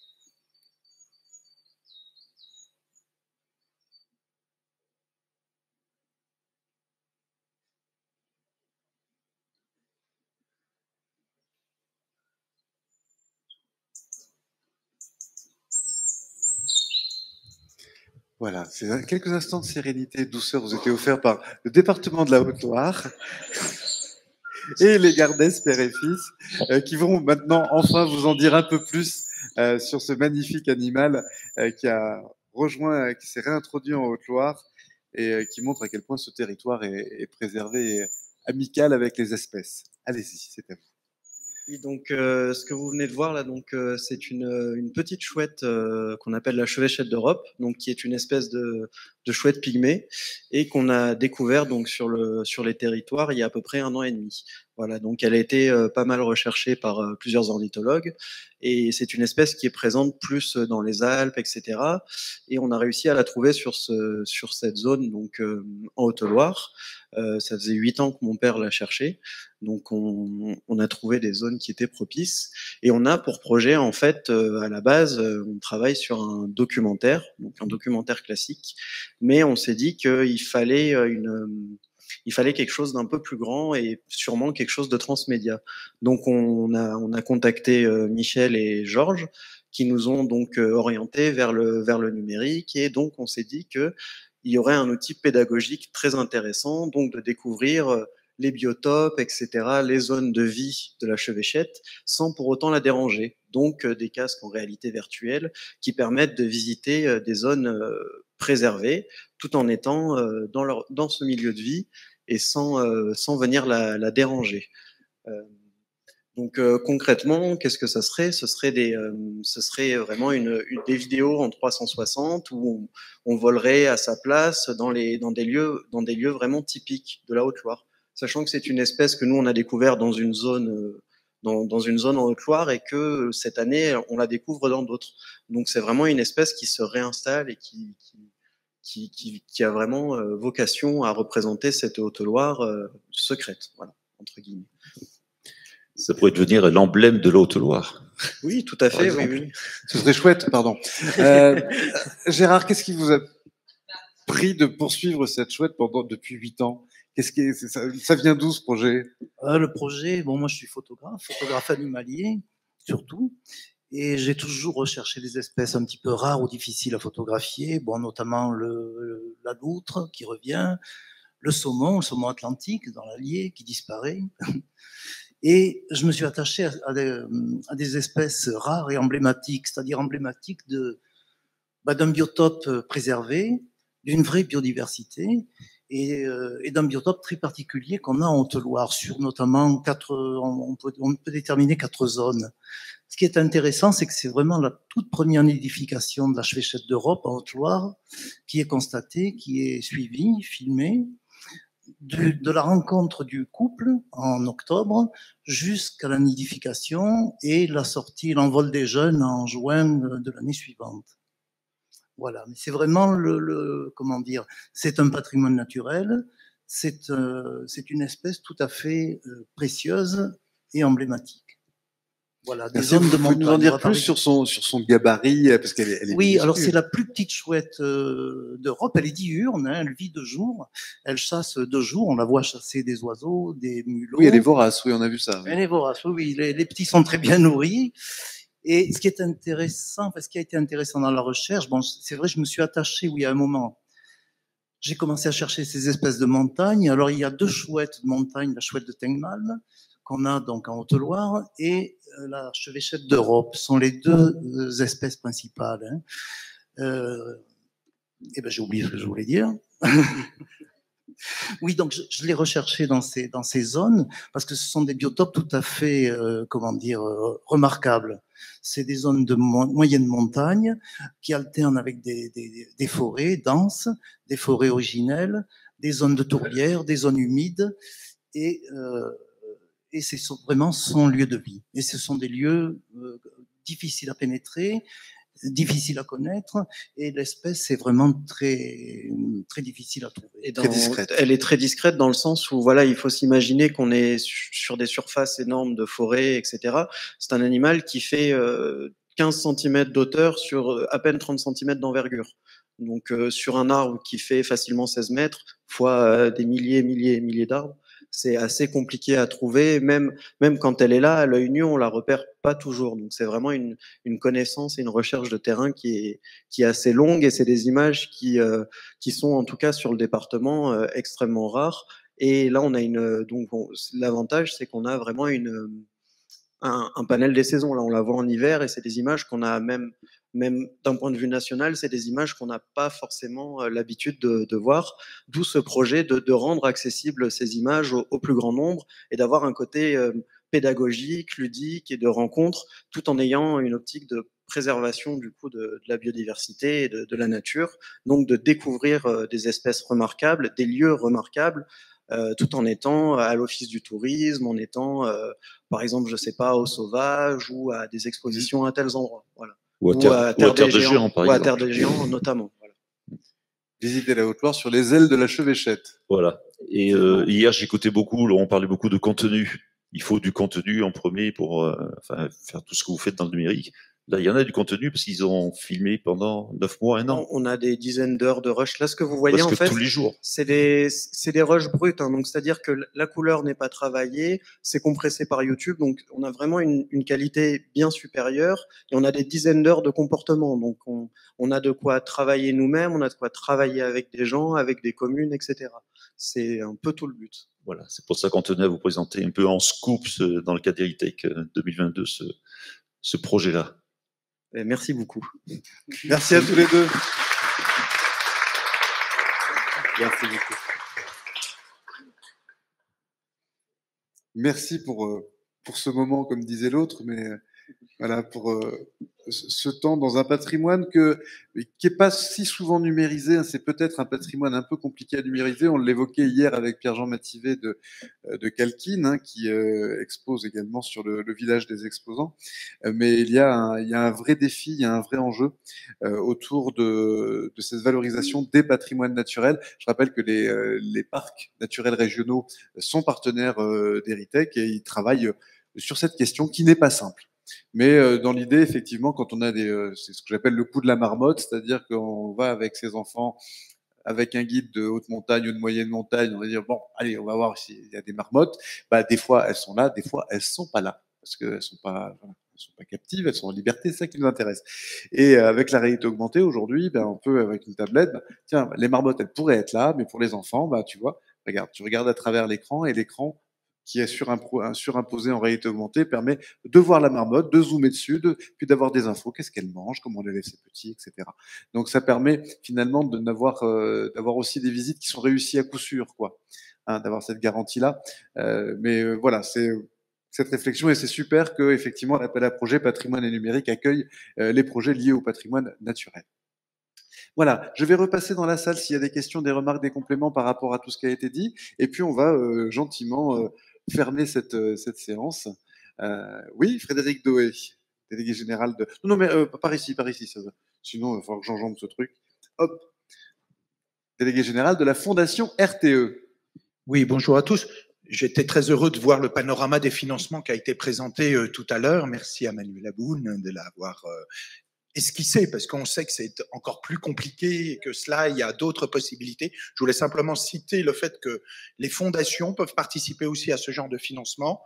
Nous avons une aspiration généralement dans les fondations à l'innovation sociale, donc on n'est pas toujours sur l'innovation technologique, hein, un peu en dehors de notre portée, mais nous sommes plusieurs fondations qui nous intéressons au développement des territoires. Je voudrais citer par exemple la fondation Entreprendre, si on est sur des fondations qui ont une base entrepreneuriale, la fondation GRDF, et puis par exemple la fondation RTE.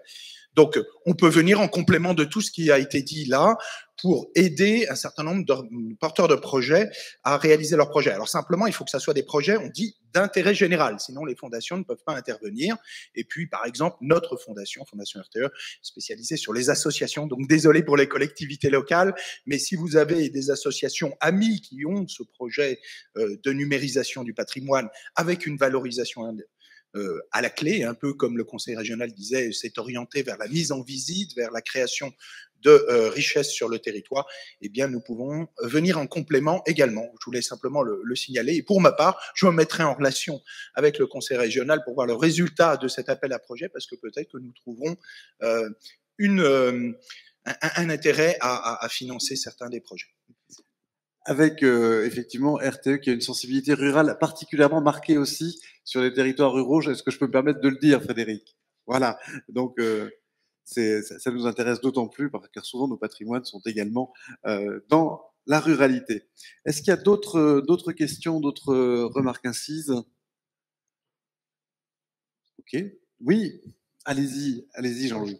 Je voudrais juste ajouter un mot sur les valeurs.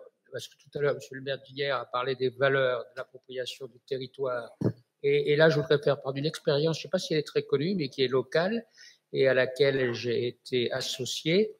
C'est une expérience montée par le musée Crozatier, donc l'agglomération, je ne sais pas s'il y a des élus de l'agglomération depuis ici, qui s'appelle Lever les yeux. Et Lever les yeux, c'est une opération qui a été montée par le service pédagogique donc du musée Crozatier, qui lui-même appartient et géré par l'agglomération du Puy et qui consiste à inciter des élèves des écoles primaires à aller voir du patrimoine. Alors moi, j'étais sollicité pour le château de Bouzols. Ça a été préparé avec l'institutrice d'Arsac-en-Velay, puisque je suis sur cette commune-là.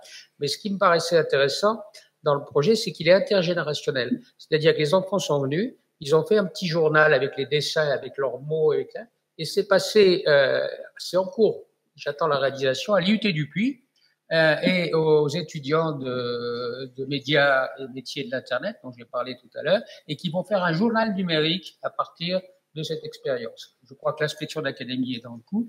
Ça, c'est intéressant. Je pense qu'on peut développer ça, et pour moi, c'est une valeur fondamentale, je termine là-dessus, c'est l'éducation des jeunes au patrimoine, ce qui est le thème, en ce qui me concerne, de cette année à Bouzols. Merci. Merci. Je crois qu'on peut applaudir cette incise. Gardez votre micro. Très important cette transmission. Donc avant de donner le mot de la fin à Michel Brun et à Christelle Michel, je voulais simplement vous informer de la continuité des travaux d'Heritech, puisque grâce au numérique, on peut créer une forme de permanence événementielle. D'abord, vous retrouverez d'ici une dizaine de jours l'ensemble des conférences en replay sur le site de Heritech. Au mois de septembre, on organise une séance collective autour de Immersive 3D, qui est un de nos partenaires également, qui crée des visites collectives dans des musées ou des lieux. Donc, on vous invitera avec Immersive 3D à visiter la Cité de l'économie à Paris, qui a été créée par la Banque de France et qui est un lieu tout à fait étonnant, qui est ouvert récemment. Et on pourra le visiter ensemble dans la même plateforme, comme si on était tous ensemble en train de visiter avec un guide. Donc ça, vous serez informé à travers notre newsletter. Au mois d'octobre, on recevra également dans le cadre d'un webinaire les porteurs de la candidature Clermont-Ferrand Massif Central, capitale européenne de la culture 2028. Voilà, ça c'est un projet sur lequel on peut construire de la fédération aussi. Clairement, vous êtes dedans, hein, là-haut. Donc voilà, on fera un webinaire avec l'équipe qui porte ce projet-là au mois d'octobre. Et d'autres séminaires suivront avec nos partenaires pour justement animer ces sujets et montrer cet état de l'art des technologies. On en parle depuis 3 jours. Les porteurs de projets, les gestionnaires et propriétaires de patrimoine nous disent oui, il y a des technologies de partout, mais on n'arrive pas finalement à se mettre à niveau. Donc, on a besoin de tester, on a besoin d'essayer et on a besoin de comprendre. Les partenaires que je salue et que je remercie de leur soutien, pour certains depuis plusieurs années, et puis pour les petits nouveaux, merci d'être là. Eh bien, ils portent ces expertises-là, ces technologies, ils sont capables de les expliquer, de les vulgariser et de les mettre en œuvre au service de vos projets de territoire. Donc, Heritech continue sous cette forme de webinaire régulier avec nos partenaires et autour de sujets d'intérêt sur cette numérisation des patrimoines. Voilà, j'ai été trop bavard. Michel Brun, Christelle Michel, je vous cède le mot de la fin. Je commence. Eh bien, moi, je suis... il y a quelques mois, avec Christelle, on s'est donné des objectifs, des challenges, pour que cet Heritech soit une réussite. C'est vrai qu'on sortait de 2 années de Covid, c'était pas forcément les conditions idéales pour que ça fonctionne bien. Et je peux dire qu'au bout de 3 jours, on est plutôt satisfait de ce que l'on a vu. Moi, j'étais très impressionné par les échanges que l'on a eus dans la salle, en particulier, c'était mercredi, où vraiment, alors, des fois, je me suis senti un peu pas à la hauteur du numérique et de la compréhension, mais que j'ai entendu beaucoup de choses très intéressantes. J'ai pas tout compris, mais c'était super intéressant, et je pense que les professionnels vont se retrouver là-dedans. J'espère que le sentiment que j'ai eu pendant 3 jours est également le même pour vous, que vous avez appris plein de choses. L'important, comme on le disait mardi soir, c'est qu'il y ait cette relation entre les professionnels, entre les collectivités. On s'aperçoit qu'on découvre plein de choses. Le champ des possibles, je reviens dessus, mais c'est vrai que c'est vraiment extraordinaire. Et puis, ce que l'on voit avec la Chevêchette, avec différents projets, la Haute-Loire est quand même un beau pays. La Haute-Loire est toujours un pays de patrimoine historique. Et on voit qu'avec le numérique, on peut faire un bond en avant et puis un bond demain dans le futur. Bon, je crois en mon département, mais à condition de fédérer, vraiment de tous se mettre autour de la table. Bon, la table, c'était une demi-table, elle est ouverte vers les collègues. Et puis, je pense que longue vie à Heritech et puis vivement l'année prochaine.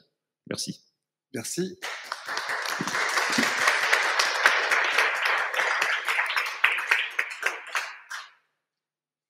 Alors, je vais être encore plus courte que Michel, parce qu'on voulait vraiment que cette demi-journée de jeudi soit vraiment dédiée aux gestionnaires et puis aux professionnels que vous êtes. Donc, on voulait pas étendre forcément les discours et prendre la parole aussi longtemps. Je commencerai juste mes propos par excuser Marie-Agnès qui a été retenue ce matin et qui ne peut pas être parmi nous. Donc, vous l'avez vu sur ces 3 jours, vous avez découvert pour certains ou vu la dimension et l'ambition numérique du département, la Haute-Loire a un fort potentiel patrimoine et a une ambition numérique très forte. On a vu aussi pendant que ces 3 jours, et puis on en prend conscience un peu plus tous les jours, que le patrimoine, valoriser le patrimoine à travers les outils numériques et réinventer la manière de voir le patrimoine est un véritable défi qu'on va essayer tous ensemble de relever.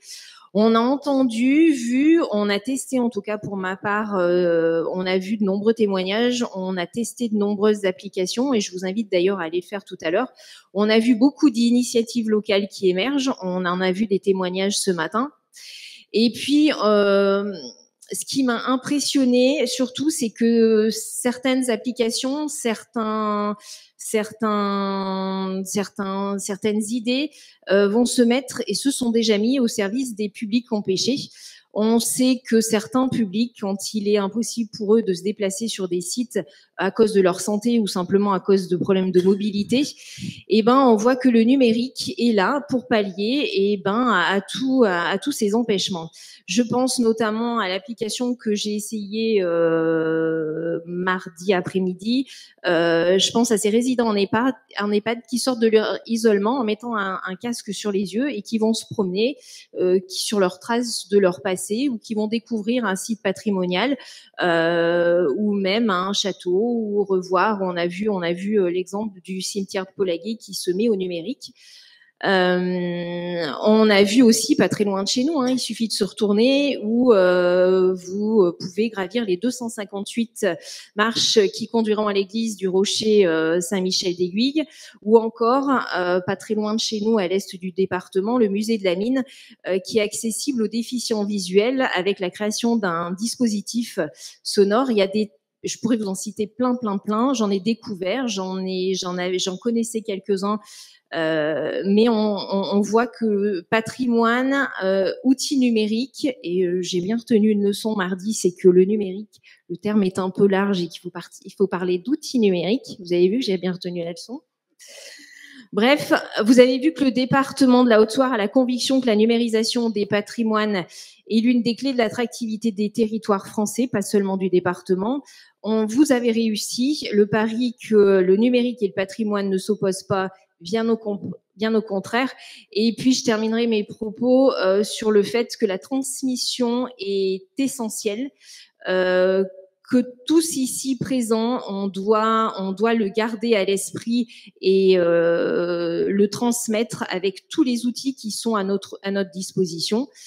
J'espère, pour terminer, que ces 3 journées vous auront apporté des solutions, auront répondu à quelques questions, auront soulevé d'autres questions. Là, je regarde Pierre.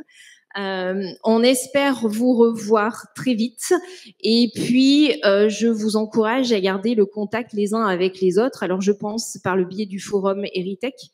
La plateforme est à votre disposition. On a vu, la région était là ce matin pour nous donner des noms, des numéros de téléphone carrément, donc n'hésitez pas, gardez-les. Et puis on s'engage, nos départements, à faire le relais, bien évidemment, sur toutes les questions ou sur tous les projets que vous aurez et que vous souhaitez voir sortir. On espère en tout cas que ces 3 jours vous auront apporté beaucoup de réponses, vous auront poussé dans vos démarches. Je tiens à remercier Claude et puis je vous encourage en janvier 2023, j'ai retenu la date, à l'ouverture du château, à découvrir l'abbaye de Doue et puis découvrir aussi le château de Bouzols. On a des ambassadeurs de premier choix, des convaincus, des passionnés, et quand on arrive dans leur château, on a juste envie d'y rester. Merci à vous. Merci Christelle Michel.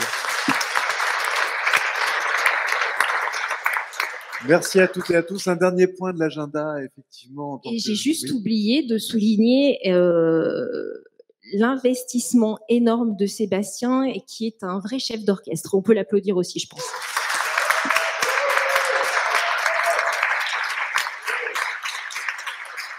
Un investissement partagé avec nos amis de Sunedo auquel je vais demander de se lever, Eric Pacheco et Serge Parianti.